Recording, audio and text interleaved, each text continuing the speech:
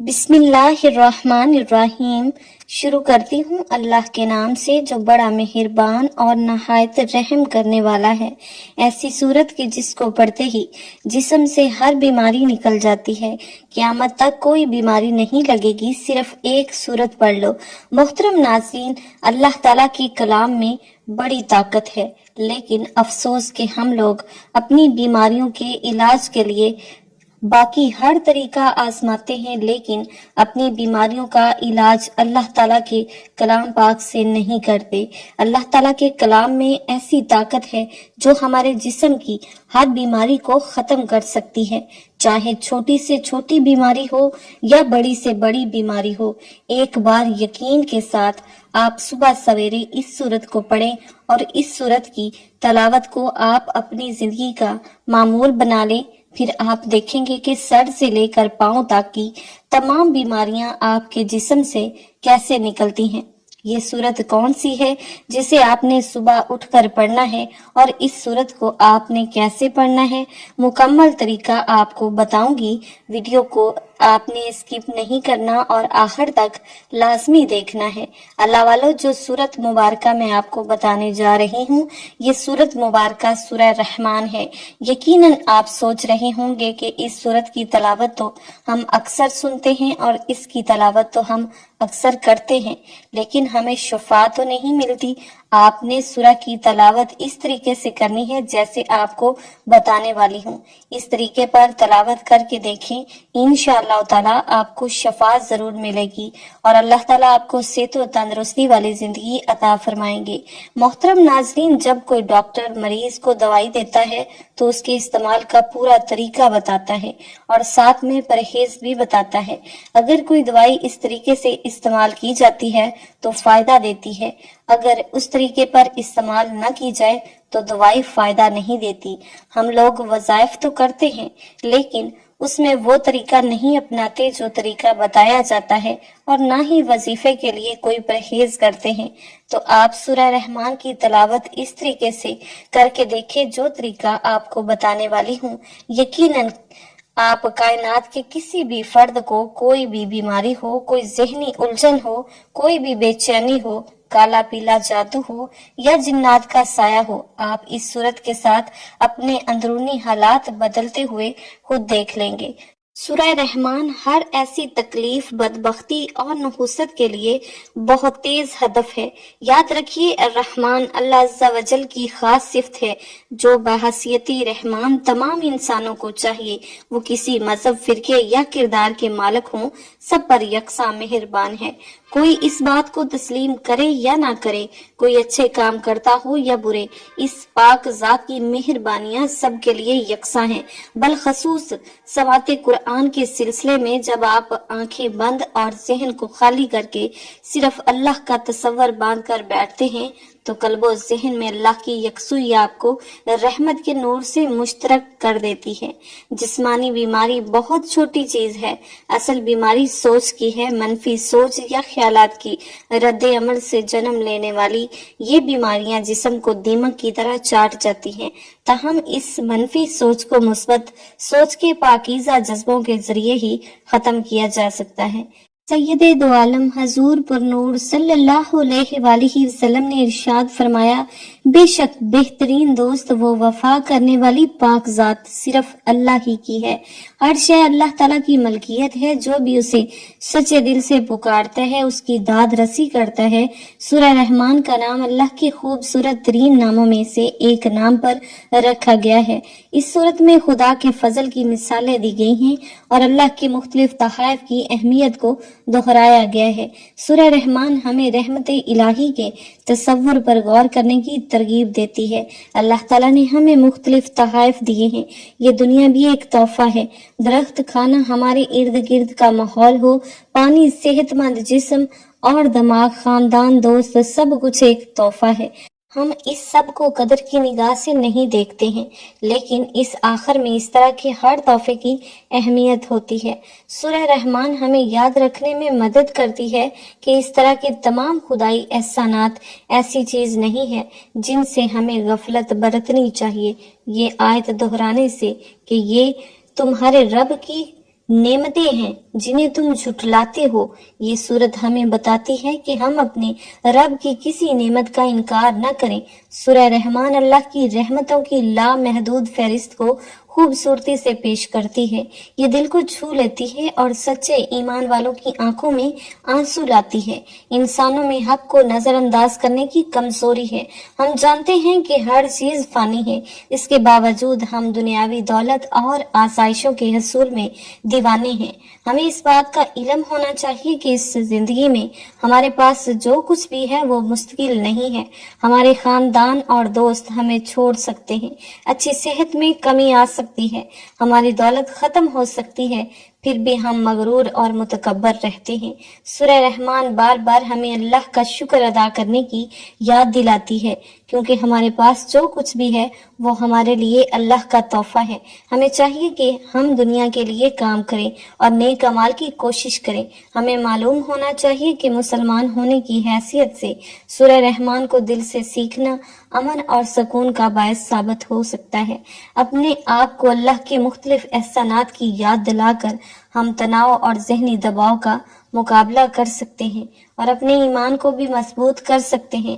سیدہ فاطمہ الزہرا رضی اللہ تعالیٰ عنہ سے روایت ہے، رسول کریم صلی اللہ علیہ وآلہ وسلم نے ارشاد فرمایا، سورہ حدید، سورہ واقعہ اور سورہ رحمان کی تلاوت کرنے والے کو زمین و آسمان کی بادشاہت میں ساکن الفردوس یعنی جنت الفردوس کا مقیم پکارا جاتا ہے۔ الرحمن اس آیت کی شان و نزول کے بارے میں ایک قول یہ ہے کہ جب سورہ فرقان کی آیت نمبر 60 نازل ہوئی جس میں رحمان کو سجدہ کرنے کا حکم دیا گیا تو کفار مکہ نے کہا کہ رحمان کیا ہے، ہم نہیں جانتے۔ اس پر اللہ تعالیٰ نے سورہ رحمان نازل فرمائی کہ رحمان جس کا تم انکار کرتے ہو وہ وہی ہے جس نے قرآن نازل فرمایا۔ اور ایک قول یہ ہے کہ اہل مکہ نے جب کہا محمد صلی اللہ علیہ وآلہ وسلم کو کوئی بشر سکھاتا ہے تو یہ آیت نازل ہوئی اور اللہ تبارک و تعالیٰ نے فرمایا کہ رحمان نے قرآن اپنے حبیب محمد مصطفیٰ صلی اللہ علیہ وآلہ وسلم کو سکھایا۔ حضور اقدس صلی اللہ علیہ وآلہ وسلم کے پاس قرآن پاک بظاہر حضرت جبرائیل امین علیہ السلام کے واسطے سے آیا، لیکن در حقیقت اللہ تعالیٰ نے اپنے حبیب صلی اللہ علیہ وآلہ وسلم کو قرآن سکھایا۔ مخلوق میں سے حضور پر نور صلی اللہ علیہ وآلہ وسلم کو کوئی استاد نہیں، بلکہ آپ کا علم مخلوق کے واسطے کے بغیر اللہ تعالیٰ کی عطا سے ہے۔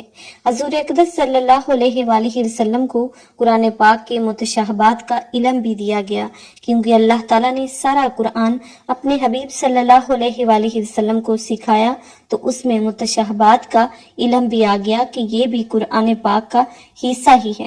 اللہ تعالیٰ نے حضرت آدم علیہ السلام کو تمام اشیاء کے نام سکھائے جیسا کہ ارشاد باری تعالیٰ ہے، اور اللہ تعالیٰ نے آدم کو تمام اشیاء کے نام سکھائے۔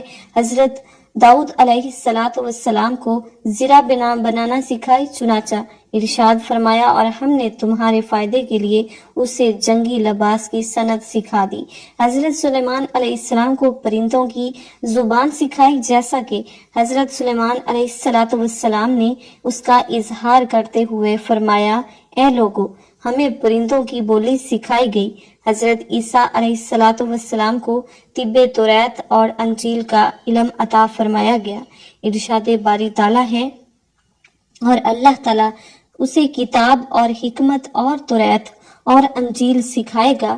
حضرت خضر علیہ السلام کو علم لدنی عطا فرمایا گیا اور اسے اپنا علم لدنی عطا فرمایا گیا، اور اپنے حبیب صلی اللہ علیہ وآلہ وسلم کو جو کچھ سکھایا اس کے بارے میں ارشاد فرمایا، رحمان نے قرآن سکھایا۔ اور ایک اور مقام پر ارشاد فرمایا، اے محبوب بے شک آپ کو حکمت والے علم والے کی طرف سے قرآن سکھایا جاتا ہے۔ اور ایک اور جگہ واضح طور پر فرما دیا کہ اور آپ کو وہ سب کچھ سکھا دیا جو آپ نہ جانتے تھے۔ اس سے معلوم ہوا کہ سید المرسلین صلی اللہ علیہ وآلہ وسلم کا علم تمام انبیاء کرام علیہ السلام بلکہ تمام مخلوق سے زیادہ ہے۔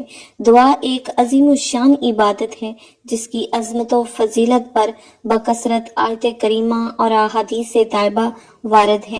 دعا کی نہایت عظمت میں سے ایک حکمت یہ ہے کہ دعا اللہ تعالیٰ سے ہماری محبت کے اظہار، اس کی شان الوہیت کے حضور ہماری ابدیت کی علامت، اس کے علم و قدرت پر ہمارے توکل و اعتماد کا مظہر اور اس کی ذات پاک پر ہمارے ایمان کا اقرار و ثبوت ہے۔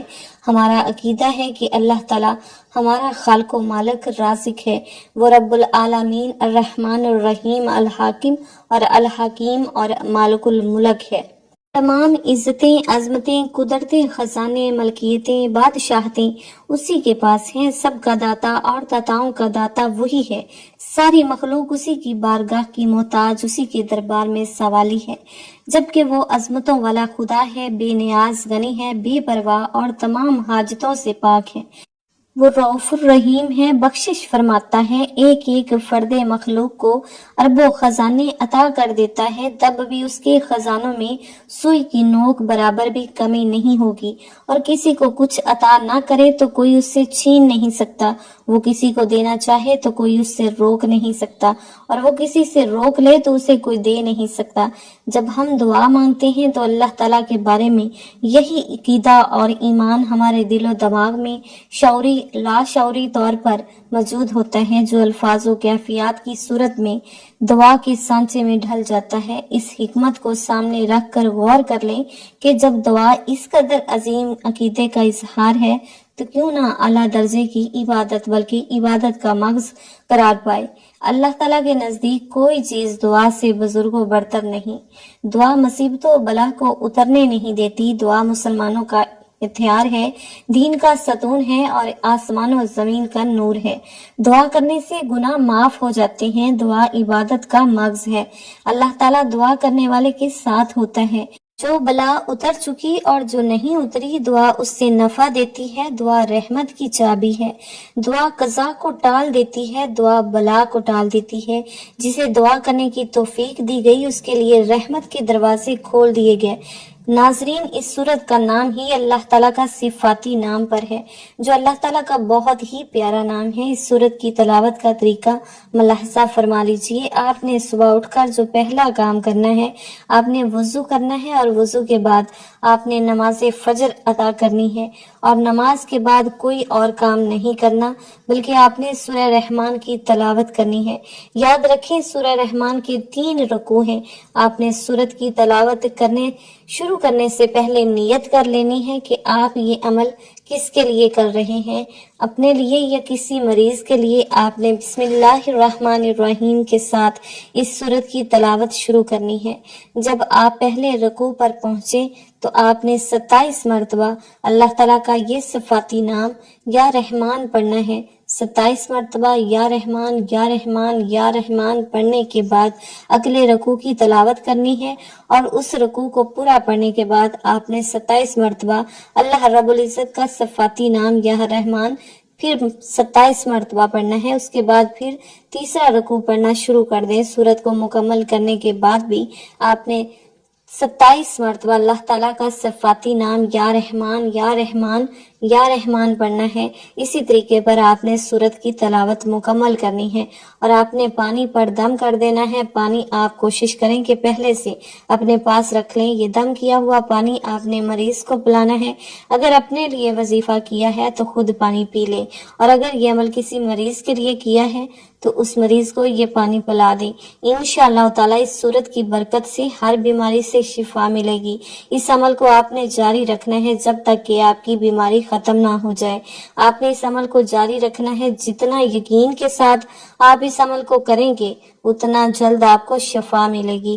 عمل کے ساتھ ساتھ نماز کی پابندی لازمی کرنی ہے، اور حسب توفیق روزانہ صدقہ بھی کریں۔ انشاءاللہ تعالیٰ آپ کے جسم کی ہر بیماری ختم ہو جائے گی۔ ویڈیو کے آغاز میں ہم نے بات کی تھی کہ اللہ کے کلام میں بڑی طاقت ہے، لیکن ہمارا یقین کمزور ہے۔ ہمیں چاہیے کہ اللہ کے کلام پر مکمل یقین رکھیں اور اللہ تعالیٰ پر پورا بھروسہ رکھیں۔ وہی ذات ہے جس کے ہاتھ میں شفا ہے۔ جب آپ اس سورت کا عمل اس گمان کے ساتھ کریں گے کہ اللہ تعالیٰ آپ کو اس سورت کی برکت سے شفا دے گا تو اللہ تعالیٰ آپ کو ضرور شفا دے گا۔ محترم ناظرین، یہ آپ کو بتاتے ہیں کہ قرآن مجید کے شفا ہونے میں اللہ تعالیٰ نے قرآن پاک میں کیا ارشاد فرمایا ہے۔ سورہ یسرا کی آیت نمبر 82 میں ارشاد الہی ہے، ترجمہ کہ ہم نے قرآن مجید کو اتارا جو کہ مومنوں کے لیے شفا اور رحمت ہے، یعنی قرآن مجید شفا ہے، قرآن مجید رحمت ہے اور قرآن مجید ہدایات ہے۔ کس کے لیے؟ تو یہ بھی واضح فرما دیا کہ یہ مومنوں کے لیے شفا ہے، جیسا کہ سورہ حامیم سجدہ میں ارشاد ہے، اور ہم نے ایسا قرآن نازل کیا جو تمام مومنوں کے لیے شفا اور رحمت ہے۔ آیت نمبر 44 اس طرح ایک اور جگہ ارشاد ہے، آپ کہہ دیجئے قرآن مجید ان لوگوں کے لیے جو ایمان لائے ان کے لیے ہدایت اور شفا ہے۔ سورہ یونس آیت نمبر 57۔ ان تمام آیات اور ارشادات سے معلوم ہوتا ہے کہ قرآن پاک ایمان والوں کے لیے شفا ہے۔ یہاں آپ کو یہ بھی بتاتے چلیں کہ قرآن پاک ایمان والوں کی کیا نشانیاں بتاتا ہے، یعنی قرآن پاک کے مطابق ایمان والے کون ہوتے ہیں۔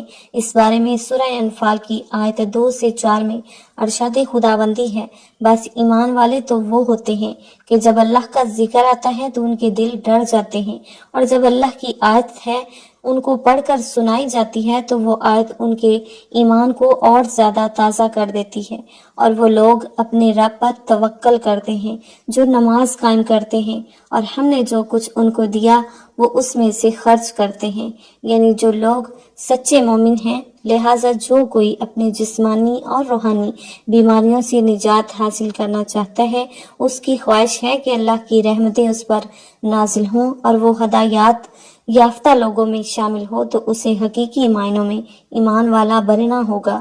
محترم ناظرین، باحثیت مسلمان ہمیں چاہیے کہ ہم اللہ تعالیٰ پر کامل ایمان رکھتے ہوئے اللہ تعالیٰ سے قرآن کے وسیلے سے شفا طلب کریں۔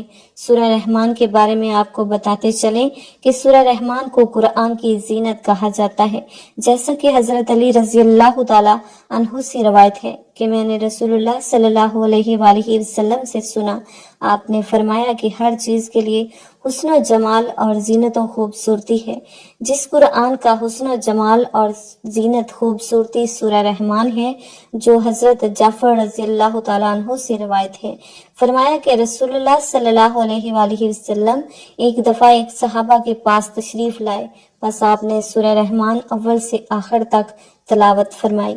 صحابہ کرام خاموشی سے سنتے رہے تو آپ صلی اللہ علیہ وآلہ وسلم نے فرمایا کہ میں نے سورہ رحمان جنات کے اوپر پڑھی، وہ جواب دینے میں تم سے زیادہ اچھے تھے، میں بھی پڑھتا تو وہ جنات کہتے، یعنی اے اللہ ہمارے رب، ہم تیری نعمتوں میں سے کسی بھی نعمت کو نہیں جھٹلاتے، تمام تعریفیں تیرے لیے ہیں۔ سورہ رحمان میں بہت سی فضیلتیں ہیں اور اس میں ان تمام بیماریوں کا علاج موجود ہے جو لا علاج تصور کی جاتی ہیں، جو موذی ہی نہیں بلکہ مہلک جان لیوا بھی ہیں۔ اگر ہم دین کے قریب آ جائیں اور اللہ تعالیٰ کو یاد کر کے اس کی ہدایات پر عمل کریں تو ہمارے بہت سے مسئلے حل ہو سکتے ہیں۔ یقیناً قرآن پاک میں ہماری ہر مشکل اور مسئلے کا حل چھپا ہے۔ ہم کوشش کریں کہ اپنے دین اور قرآن کو جاننے تو یقیناً ہمارے لیے یہ عمل باعث نجات ہوگا۔ اللہ والو، سورہ رحمان میں اللہ رب العزت نے بڑی تاثیر رکھی ہے، اس میں ہر بیماری سے شفا ہے، لہٰذا اس عمل کو لازمی کریں اور صدقہ جاریہ کی نیت سے شیئر بھی ضرور کر دیں۔ محترم ناظرین، سورہ رحمان کا عمل کرنے کے بعد آپ نے سچے دل سے اللہ تعالیٰ سے دعا مانگنی ہے۔ بندہ جب خدا کو قادر مطلق سمجھ کر پورے اعتماد، پورے بھروسے کے ساتھ دعا مانگتا ہے، چاہے وہ کسی بھی زبان میں رب کو پکارے تو اللہ تعالیٰ اس کی پکار ضرور سنتا ہے۔ دعا کا نتیجہ چاہے ہماری مرضی کے مطابق نکلے یا نہیں، وہ ہمارے حق میں ضرور نکلتا ہے۔ دنیا اور آخرت کی کوئی نہ کوئی بہتری ہمیں لازماً ملتی ہے اور کسی نہ کسی برائی سے ہمیں بچا لیتے ہیں۔